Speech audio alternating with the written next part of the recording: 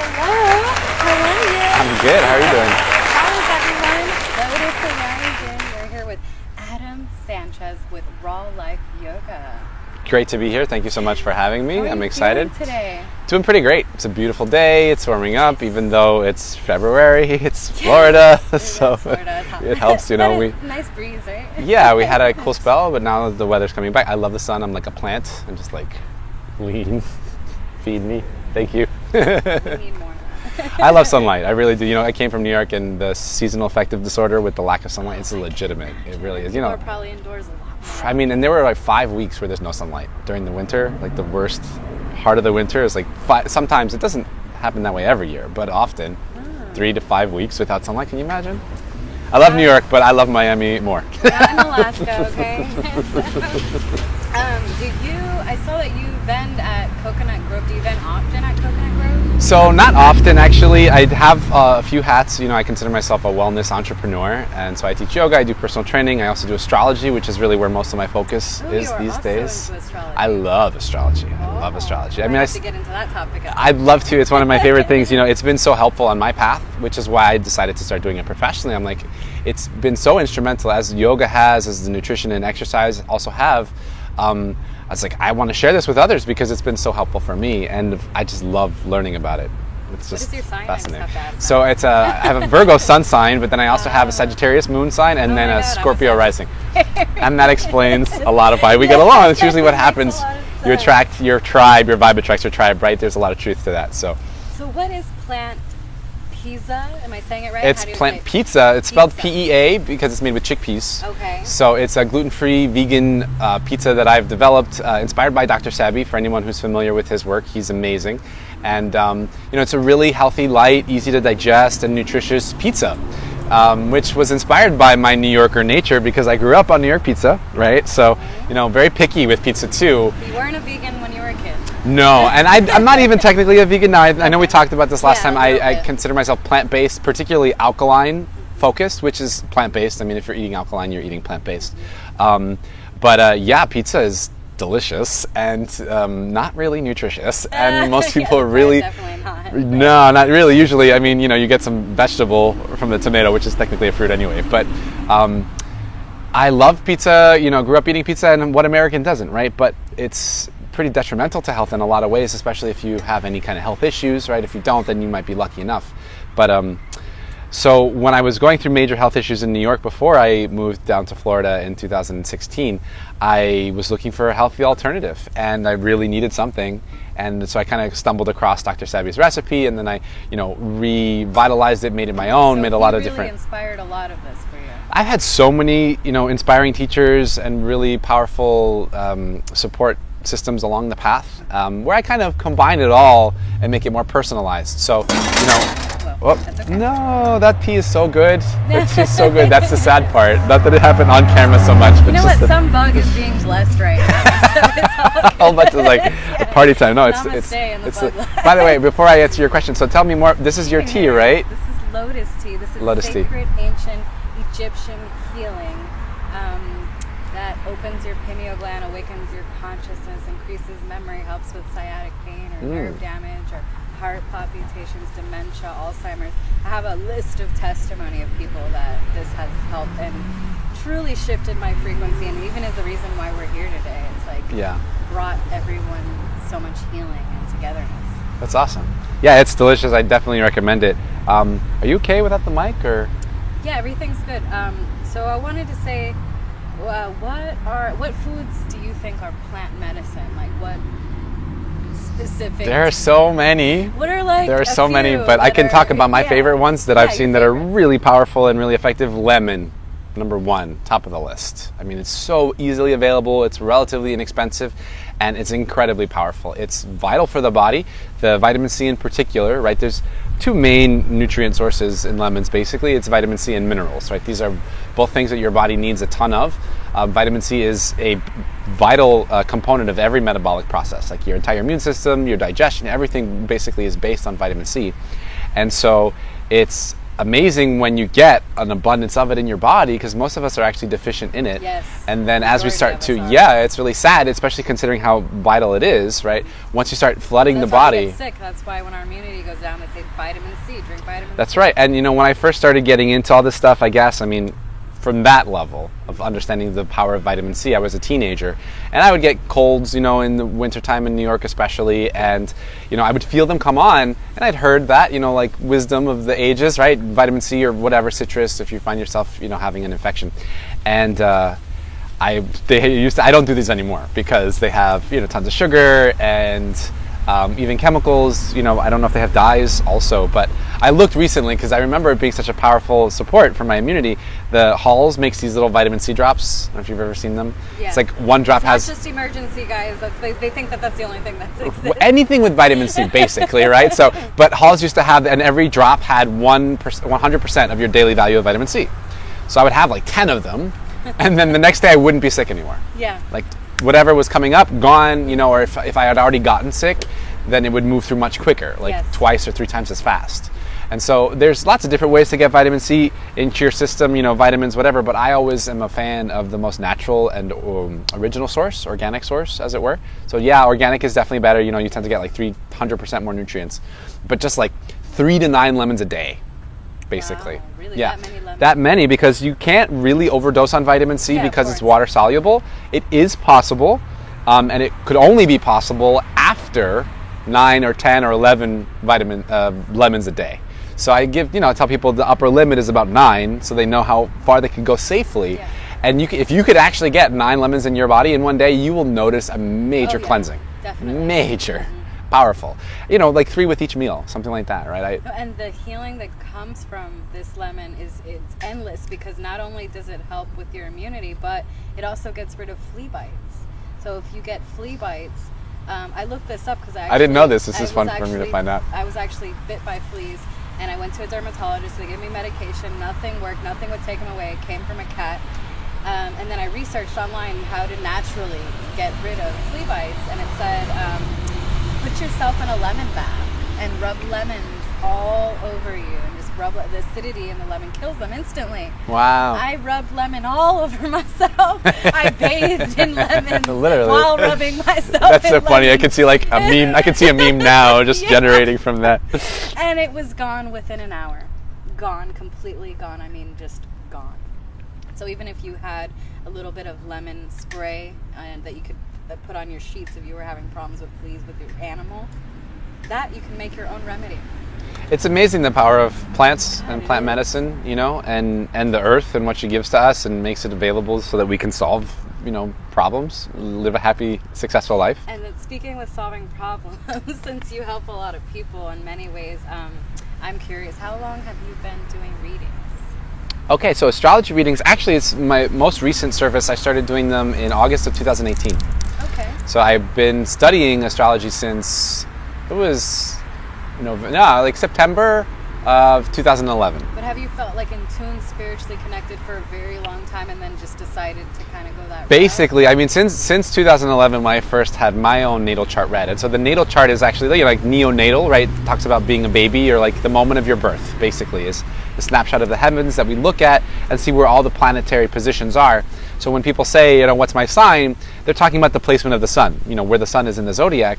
And most people don't know that the sun is just one small piece of the whole puzzle of all the different aspects that there are. The moon is also just as important as the sun, and the rising is not even possibly more important than the sun. So, So that I want to pour a little more tea. oh sure, yeah, no problem. This is delicious, so no problem. Keep going.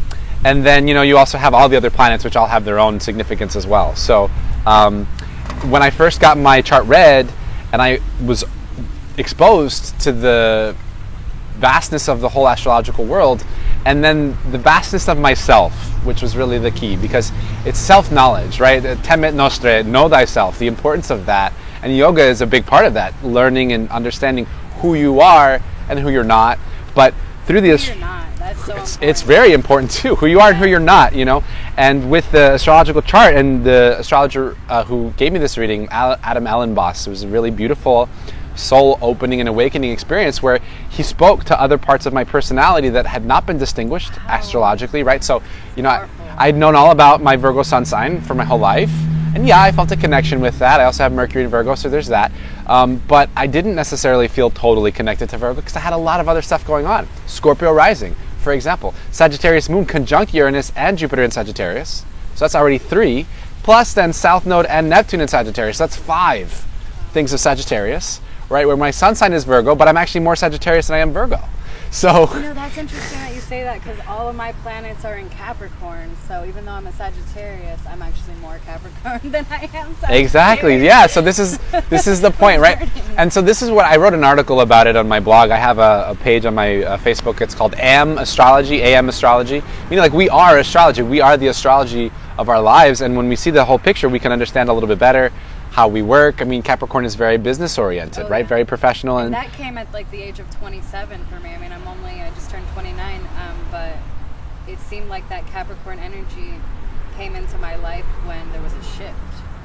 And that happens. It actually perfectly coincided with almost perfectly, generally. And that's the thing about the astrology too. Is like it's not necessarily a moment. It's more like a wave. Oh God! And so it comes in waves, right? Yes. Like time does, like energy does, like the Earth works, in seasons. It's the same kind of thing. We're just talking about bigger seasons, longer view. With Saturn, for example, which is the ruler of Capricorn, it takes about 28 years. 28 and a half. It depends, on the year and the planetary movements. They're not always exactly the same. They have their own unique cycles as well.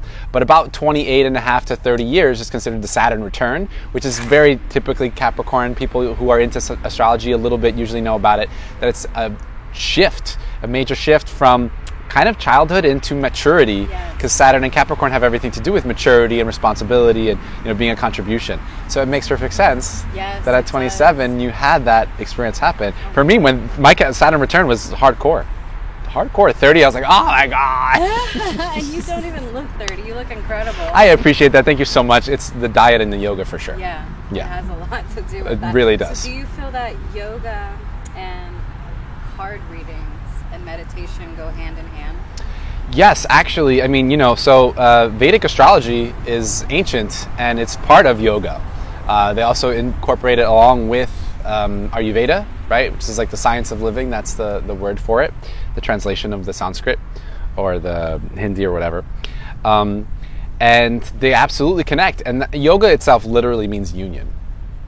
So the study of yoga and the practice of yoga is not only understanding but cultivating and generating this union and being able to distinguish it and see it and understand it wherever you discover it. And so, we are connected to the planets. They are connected to us, and all these things work hand in hand. Like the moon, for example, absolutely affects our emotions. I mean, just look at the full moon every month in your own life, in your own self. Look at everyone around you and what's going on with them. Especially, and then also and relationships. Oh God. Scientifically, even we know that there's more emergency room visits, 911 calls, pregnancy deliveries every month at the full moon than at any other time. Wow. Right? The word lunatic also comes from that. So there's a reason, because these, the moon pulls on the waters just like our bodies are more than 70 or 80% water. All the planets have their own influence. And if you actually go on YouTube, it's really cool. They have these videos where you can hear, I don't know how they do it. There's obviously some information in terms of science and how things work, because I thought sound wasn't supposed to travel through space, but they can actually hear the sounds of the planets. Each planet has its own sound. Yes, I don't know, some kind of telescope, radio telescope, maybe that's it. Do you think that each planet plays a certain sound that has frequency? A frequency that Absolutely. channels our energy? Absolutely. And the distance and the proximity have something to do with it as well.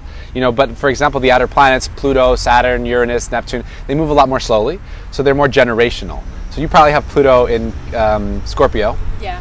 And I have Pluto just on the cusp of Scorpio and Libra. It's still in Libra for me. It was like a month or two later then it went into Scorpio. And so you have, this whole generation of people, yourself, me a little bit included because I'm on the cusp, right? Where it's like, there's deep transformational energy because Pluto is the ruler of Scorpio, and in its home sign, your generation in particular, right? I mean, we're basically the same age, but you embody that energy a little bit more strongly than I do, even though I kind of have a little bit of it too. Yeah. And you'll want to see, major transformation on a global scale, and oh my God, yes. That's going why into we're the here right now. Yes, exactly. And that's the energy of Pluto and Scorpio. Wow, So that's powerful. It is, and knowing this stuff can really make a powerful impact in our lives. And there's some issues that people have. I find it to be about the distance or separation between the right and left brain, because we tend to be very left brain in our Western world and like trying to rationalize everything and logic everything constantly, when we don't need to over rationalize anything. It's just like sometimes we just need to, like the song with John Lennon, let it be. And that's more like the right brain, right? Like just like going in the flow, like enjoying, like Zen, right?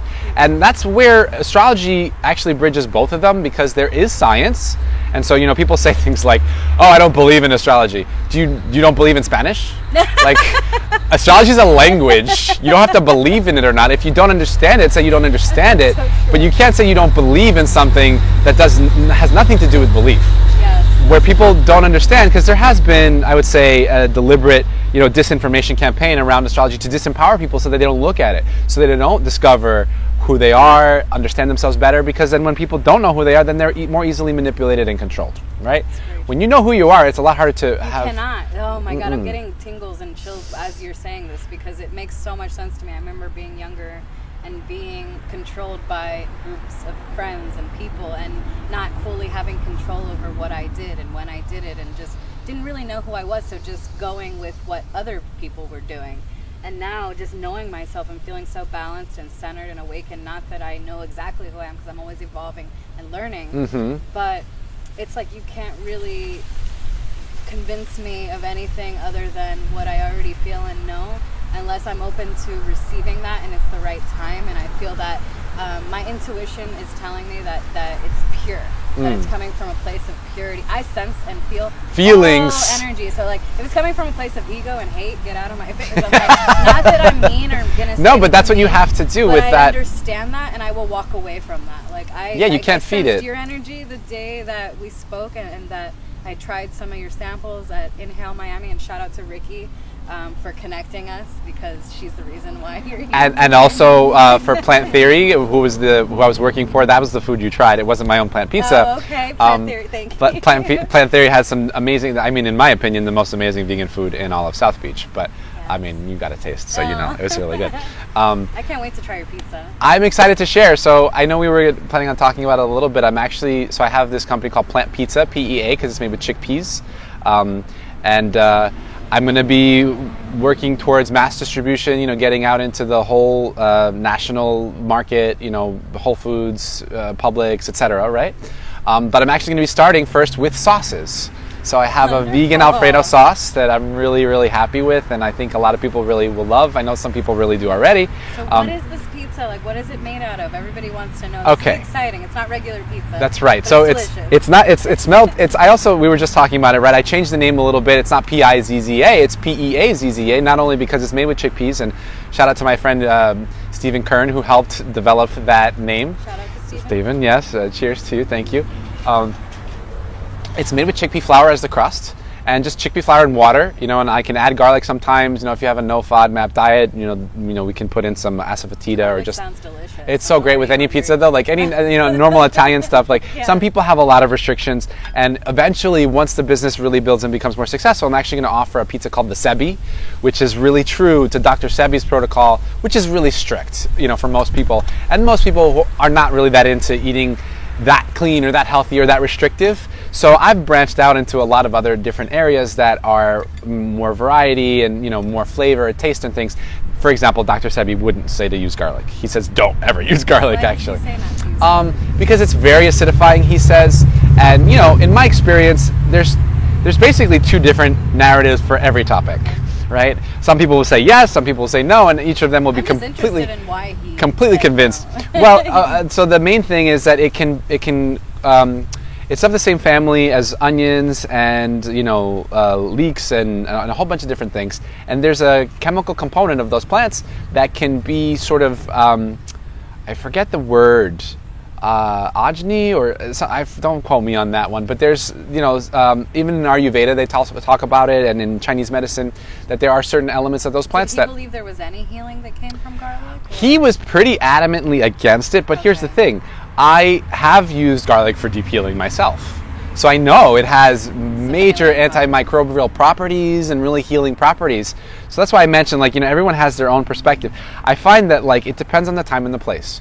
Sometimes your body might actually need the garlic, and other times, it definitely won't. And with me, because I'm, Latino, I grew up eating tons of onions and garlic, and I learned, especially as I got off of sugar and I was eating, more ketogenic and, more plant-based, getting away from the grains and the starches, I was using garlic and onion because they actually have a lot of sugar.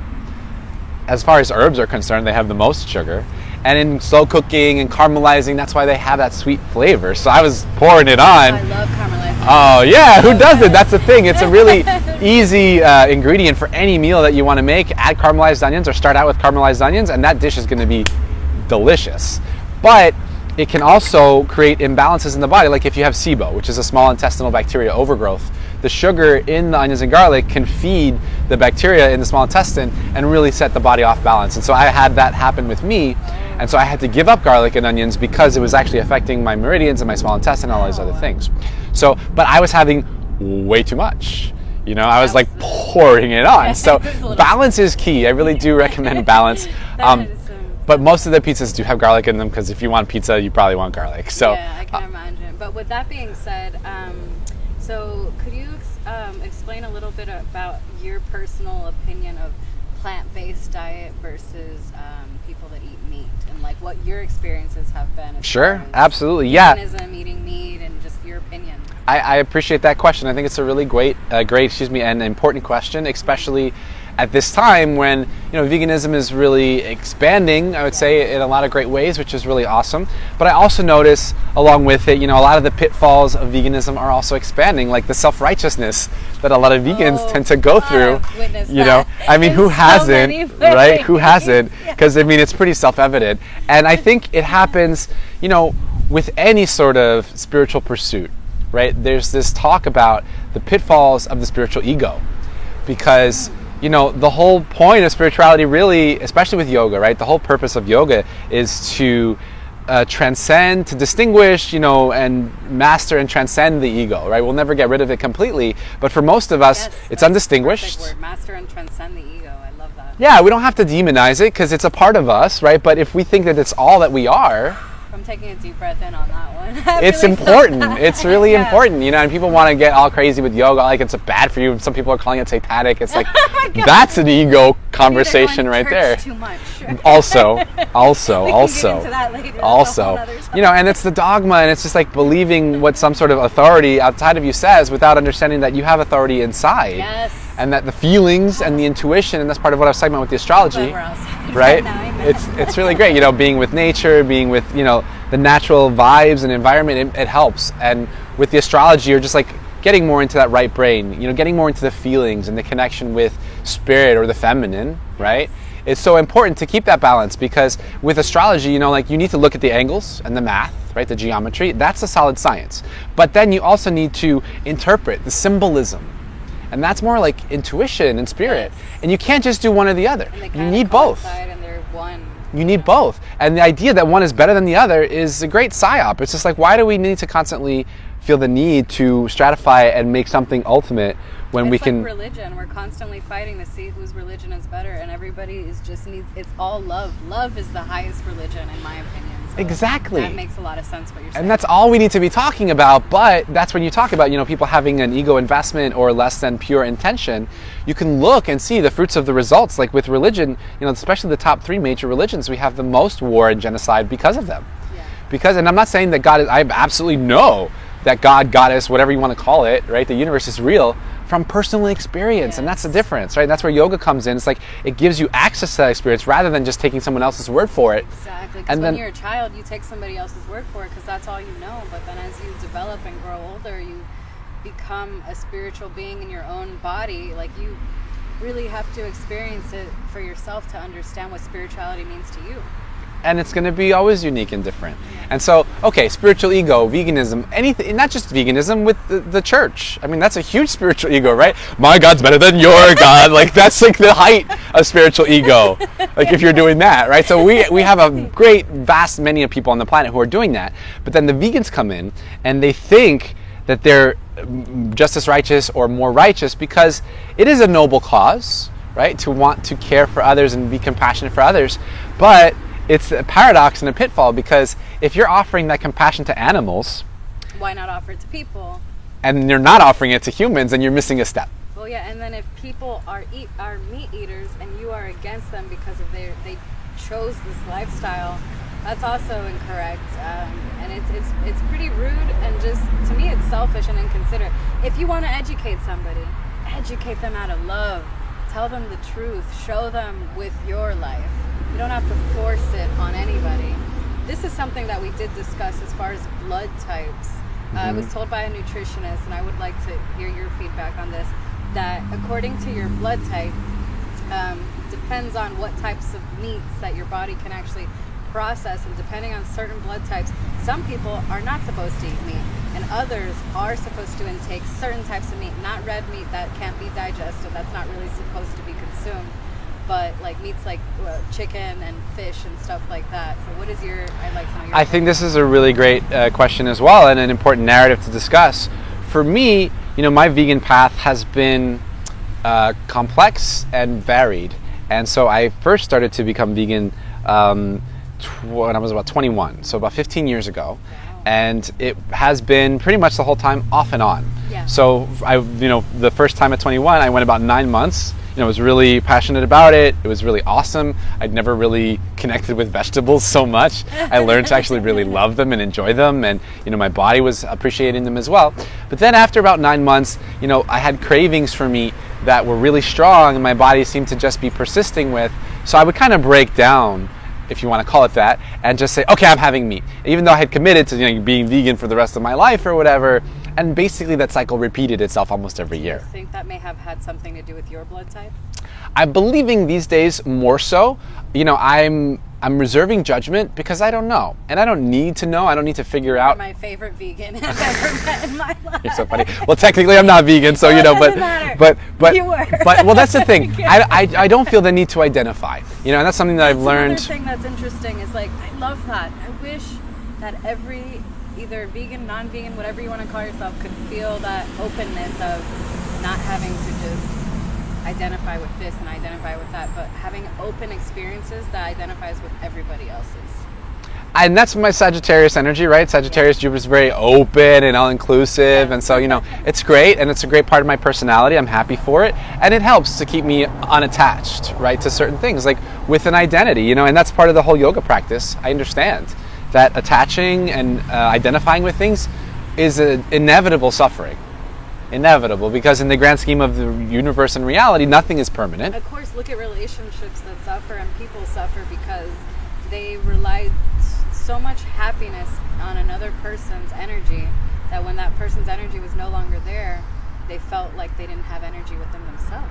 Yeah, and and then you can lose yourself in that relationship too, right? You're losing your identity in the other person, and that's where codependency comes in, and clinging, and I'm very familiar with all that myself. Yeah. So breaking free of that identity allows me to just be true to myself in the moment with what's what. And so to answer your question more specifically about my current diet, for example, right? So there was a period of time actually around 30 when I discovered I had some major health concerns, and I was dealing with cancer, and I managed to heal it and reverse it naturally. That's a whole other podcast we could probably get into. Idea. I know, I don't want to draw. I mean, it just kind of came out, so hey, nice to meet you. I had cancer. I beat it. I'm good now. That's a good point. Wow, and it's also a controversial story because of the way everything that happened and the way I handled it and stuff. So it's a bigger conversation. But the reason why I bring it up was because I took my diet a lot more seriously at that point, right? I felt compelled, of course. And that was my Saturn return. Actually, that's what happened for me at 30, and I was like, yeah, it was hardcore. Incredible story. So and it was basically a choice of all right, am I going to live or die? Because I know, and I had done enough research before that point. I had started eating alkaline. I had started doing the juicing and green juicing and fast and cleanses and all these different things, and it was helping. It was helping a lot, making progress. But when I found out about the issues with sugar and how important the diet was and staying off of meat for a vegan diet, healing cancer, I was like, okay, solid vegan diet. I'm going to do this, and I actually managed to stick with it for it was like a year and a half. So it was the first time that I'd ever gotten past that 9-month mark. And the main reason was because I moved away from a starch and carb focused diet to a fat and vegetable focused diet. The healthy fats, the abundance of healthy fats actually had my brain and nervous system and body be satiated enough. So what are some healthy fats? Avocados, coconut oil, flaxseed oil, there's a whole bunch. The high omegas, the ones with high smoke points, stay away from canola, corn, vegetable oil, soybean oil. Most of the common oils that we use in America. So with soybean, I would like to know, because there's this whole conspiracy that soybeans are not good for you. I think it's complex, but from most of my understanding, the main plants that we have that are really bad for us now, like wheat and soy, are because they've been bastardized so much. So they've been natural, and that's why they're basically. That's my understanding. I know there's a lot of different things with soy. I tend to stay away from it because it tends to have like natural hormones in it and estrogens, and I don't want those in my body. And but I'll have it every once in a while. It just depends, But ultimately, I try and listen to my body as much as possible, and I encourage other people to do the same. Yes, it's so important to listen to your body. Like you would listen to your friend or your mother or your teacher or anybody that you would listen to. Your body is the most important thing. Number one. Listen to. We're in sync right now. But oh my God, I explained the full disclosure, the living in divine higher purpose. I saw it on Instagram. Your full disclosure. Nice. I love that. Okay, so there's a lot of different ways that you can take full disclosure, and I want to get back to fully answering your vegan question in a second. Please answer that first. Okay, so the blood types, I think it's a big component of it. After I had done this year and a half, year and 6 months of eating vegan successfully with the high-fat diet, like at least an avocado every meal. I mean, it's great. And getting off of the whole programming that fat is bad for us, because that was all just propaganda from the sugar industry. This wasn't the proper fat, and it wasn't. Especially. Yeah. And because they wanted to point the blame at fat when sugar was actually the one. All these processed sugars, the sugar industry knew that in the 80s. The lobby of the sugar industry did that. They brought the propaganda and the pointing of the blame to fat, but also it was the bad fat, right? So staying away from the bad fats, getting a lot of the good healthy fats. I wasn't hungry as a vegan at that time. I was satisfied. I'm like, oh, I got this.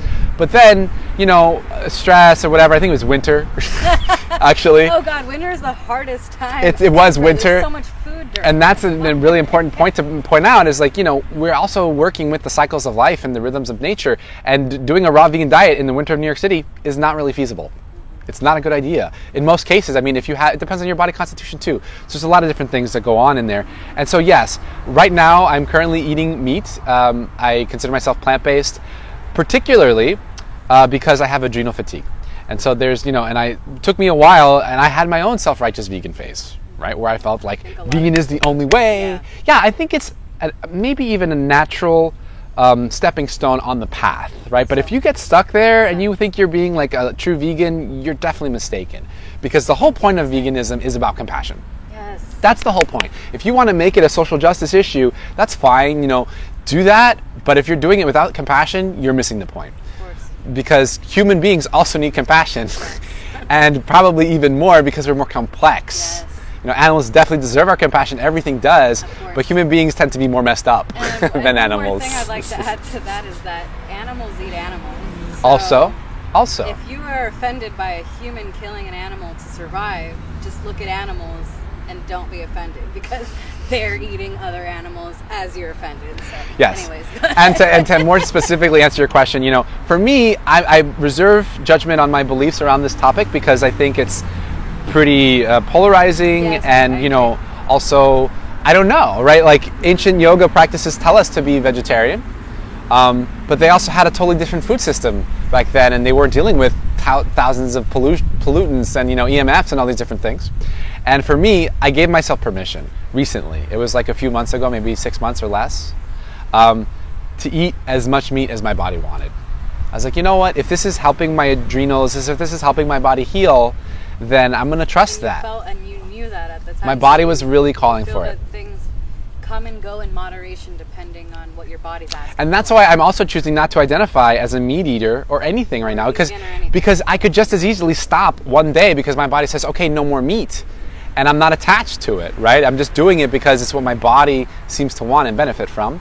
So I do suspect that there is some truth to the blood type diet, that the O's tend to be the warrior meat eaters, and that the genetic lineage might have something to do with it. The ABs are really good with veganism and they thrive, and maybe that would explain why I've had a hard time thriving with veganism, though I've been intermittently committed to it. because I am an O positive type. So we're so much alike, also O positive. Yeah, it's the most common blood type. That's also, why it's hard for us to be vegans. I went vegetarian for about 3.5 months, and I lost weight. I felt amazing, and then I got sick at some point and went back to eating meat. I don't really feel like red meat is necessary. The interesting thing about that, well, because so there's, I don't know. I do understand that, like, as far as, they call it trophic levels, which is like the energy levels of like an ecological system and how long it takes, for example, and how much water and grain or whatever. I mean, cows shouldn't be eating grain, but, to create, a pound of beef, takes a lot of water. And I know that there's a lot of also like misinformation around climate change because all the planets, their temperatures are changing, right? It's not just on Earth. Yeah. So look that one up if you have, you want to learn some more about what's really going on, in our environment. But at the same time, like, I tend to be a little bit more conservative with beef because I understand that, right? However, one of the things that seems to be a healthful component about it are the healthy fats. It has a lot of, healthy fat might be a relative term here, but the fat itself is where a lot of the nutrient comes in, especially when you're dealing with something like nervous system issues, which adrenal fatigue is intimately connected to. So for me, when I eat beef, I actually feel really grounded and my nervous system feels really soothed. Okay. But, I have to be mindful. We can digest red meat. We can break it down. But do we need healthy everyday routines? I think really, to help our digestion. Absolutely. And that's the other thing too. When I'm eating these, beef meals or any sort of meat meals, I'm not having a whole bunch of starch. I'm actually not having any starch. I went to Chipotle the other day. I try not to eat out because, they don't usually have. Occasionally, it's the only chain restaurant that I will eat out at, because the quality of the meat is good. I can taste it. My body can, and I can distinguish it. But I had just the tiniest bit of brown rice, right? The spoons that they have, it wasn't even mounded. It was like flat. And I had just that. And within an hour, I was starting to get a headache and because I know better, I was just kind of extra hungry and I was like, it's just a little bit, right? But in general, complex carbohydrates and starches are really difficult for the body to digest. And if we're mixing those things with proteins, for example, because the body doesn't usually digest protein and starch together well, right? So it's not going to go well. So what I ultimately recommend, without question, this is where I'm really solid. If I had to take an identity, this would be it. I'm still not going to do that because I could be wrong, and I'm open to that, right? I'm open to that. But an alkaline diet is key. So it still is plant-based, and that's why, if I had to take a label, I'll take plant-based too. So what does the alkaline diet consist of? It basically means that if you have any health issues or concerns or imbalance in your body, it's because of an imbalance in the biochemistry of the body. The kidneys are working overtime to keep the acidity on a low level because the kidneys do that. They buffer the acids and bases in the body. That's one of their jobs. But if you're putting toxic chemicals in your body, then your kidneys can't keep up because they need minerals in order to buffer those acids, right? And so that's why it's all about mineralization. Where do you find minerals? In plants, leafy greens, some fruits and things like this. So you want to have the predominance of your diet. It's all about the plants, right? And when you understand the importance of minerals in your body and how powerful they can help heal and that they're part of every metabolic process, you start to focus, okay, more plants helps. So I can eat meat, but if I eat meat with some starch, my body's not going to be happy like it was the other day. If I eat meat with tons of veggies and healthy fat, my body's like, no problem. It's like, awesome. So an alkaline diet, if you have any imbalances, you want to have 80% of your plate be vegetables, basically. Okay. Or alkalizing foods, right? Tomatoes are alkalizing, cucumbers are alkalizing. Is that why tomatoes help you lose weight? They can? Yeah. And then there are some people who say that not to have tomatoes because they're nightshades. Whatever, listen to your body. Listen to your body, listen to your body. And listen to what it says. Some days maybe you can have tomatoes, some days you can't. Yeah, right? The acidity could be too much for certain, depending on what they have. And even with lemons, some people can't have lemons as much as I love them, right? Because they have sensitivity to citrus. So you got to listen to your own body. Aloe is another really great plant, by the way, one of the top. I have aloe. Oh, I love it. Amazing. And it's been helping with my skin too. Keeping your skin younger. It's really good for the skin, also really good for the GI tract and detoxification. And then another great one is ginger, another super awesome plant, for healing. And then celery juice, amazing. But you can't mix it. Turmeric, you got to mix it with black pepper though. Oh, really? Yeah, because it's an activator. It's synergistic, and if you don't mix it with black pepper, then it won't fully activate. Yeah. Now you know. And so these are the fun little things. Educate yourself, learn, and it helps. But definitely experiment, have fun with it, right? It doesn't have to be scary. Just have fun. See what your body is reacting to. How is your body reacting to certain foods? do you have energy after you're done eating these foods? I mean, even certain restaurants that you go to, there's this really awesome restaurant called Pak. It's in Coral Gables. And their food quality is amazing. I gotta check it out. Even though it's a Japanese buffet, most buffets do not have this quality of food. Yeah. You can go to Shinju and Kendall, and you will have the worst stomach ache when you leave there. But if you go to Pak and you have their sushi, I mean, even the rice, the quality of the fish, everything is natural tasting, and you have energy when you leave, and you don't feel like you have the itis and you're ready to go to sleep. And it's so important, the quality. I love that you brought that up. You know, my food journey basically started when I went to Europe and I tried some of their amazing food, and I'm like, what is going on with America? Like, what's wrong? Just the strawberries alone in Spain, they were red, so red they stain your fingers. Right? Like, why is it that in America the strawberries are white and have no flavor? Yeah. It's because the quality isn't there. So organic, not organic is not as important as the quality of the thing. Oftentimes organic will indicate a better quality, not always, right? And sometimes you can find a really amazing source of food that might not be organic, but their quality is so good it doesn't matter. Yeah. Right? Now I got to check out this restaurant. Yeah, you should. You really should. And with that being said, so I really got to know, what is the full disclosure? Right. Thank you for bringing it back. I appreciate the solidness. So, full disclosure is basically that we are divine beings, right? We are God, goddess selves. We have that love inside of us. And also to distinguish all the forces that have existed and currently exist in the world that actively seek to separate us from that awareness and from that reality. So we were actually talking about this earlier before we started the video, that, you know, there's like this term PSYOP, or psychological operation, right? Where it's basically disinformation campaigns where they put information out that seems plausible or true to get people to believe it, but that's actually disempowering.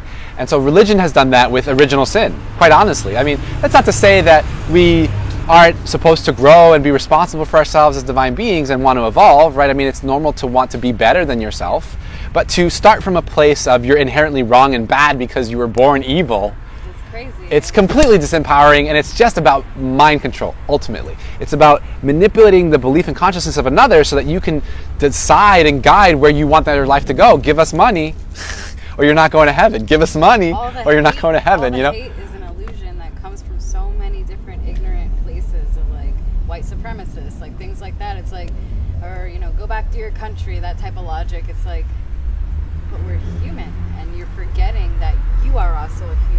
So what if somebody dehumanized you and made you like a dog to go back to your little... Absolutely, absolutely. And that's part of, you know, the systemic lower dimensional, lower vibrational consciousness that does seek to separate, because it has experienced separation, so that's all it believes in. Right? So when you're talking about people like that, or people who, you know, despots, tyrants, or whatever, right? They've probably traumatized children that didn't get enough love or were abused or whatever, and they think that that's normal, right? That that's just the way the world is, and so they continue to perpetuate that. That's all they ever knew. Right, so the control, the manipulation, the drama, the egocentrism of needing to be better, right? What is the ego? Why does it do that? The only reason that someone feels the need to make themselves better than another is because deep down inside they feel less than. It's a compensatory mechanism saying, oh, I feel this bad inside, but I can't let anyone know that, right? I have to put up this facade, otherwise it might actually affect my survival. I think that's where the, like, competitive ego comes from, because there's, like, natural competition that's, like, good and healthy and fun. Yeah. And then there's the ego that is competitive, that's like, I'm this and I know I'm that, and it's just really your ego. And it's a bottomless pit, because there's no filling that void, because it's a misunderstanding of where the fulfillment actually comes from, right? And so the part about, you know, the psychological operations, the biggest psyop is around love. I mean, yeah, original sin is kind of connected to that, right? Because when we embody or believe the notion that there's something inherently wrong with us, what does that mean? Well, we stop loving ourselves, right? We start chastising and punishing ourselves and looking at all the flaws and blaming ourselves for everything, when that's not God, that's not love, right? Love is the biggest, or has been the biggest psychological operation ever, in the way that it's been bastardized and manipulated and used as a false narrative to pretend like it's something it's not. So, and the simplest way to explain that is the notion that love exists externally. That's the biggest psyop. The love actually is inside. Yes. And that's the full disclosure, right? That we have this power, this divine power within us, and it actually is along the lines of, you know, Christ and Buddha and all these, you know, master spiritual teachers who have done incredible things. that's not just them, that's all of us. We all have that potential and capacity, and that was Jesus Christ's message, like, even greater things ye shall do also, right? So it's like, but the church, of course, couldn't have that. Yeah. So they're like, no, but you got to go through us, and you got to talk to a priest, and you got to give us money, otherwise you're going to hell. It's like, you know, they co-opted really the whole movement. Manipulation and mind control. It's not religion to me. It's not love. It's not truth. It's not empowerment. It's just, let me fully have control over this situation, and or not, you're going to hell. But it doesn't really make much sense to me. Like, that is ego to me. It's total ego. It's 100% ego, and specifically shadow ego, right? Because not all the ego is bad.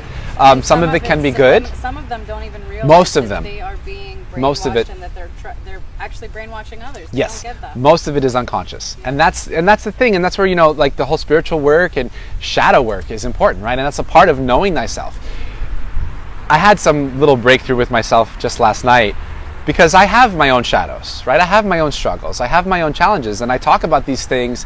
It doesn't make me perfect by any means. In fact, I'm probably more hyper aware of my own imperfections than anyone, and being able to distinguish that and be responsible for it also helps me to see that that's not all that I am. Exactly. That there's so much more to me as well, that there is a light side, that there is a loving side, and that ultimately it comes down to my choice. That is so true. What am I going to choose? Am I going to choose to be in my shadow self, or am I going to choose to be in my higher self? But if you don't even know that you have a shadow self, guess what? It's going to pull you down. It's going to grab you because you don't even know it's there, and you're just going to think you're righteous, right? Yeah, that's true. Because my God is better than your God. But you don't realize that you're doing that because you're not actually secure in your connection to God.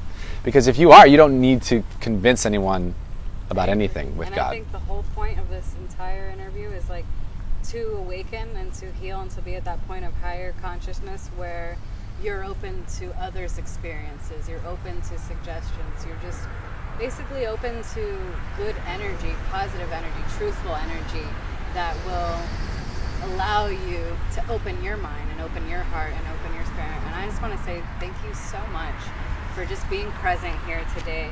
Adam Sanchez with Raw Life Yoga. Very, very incredible information.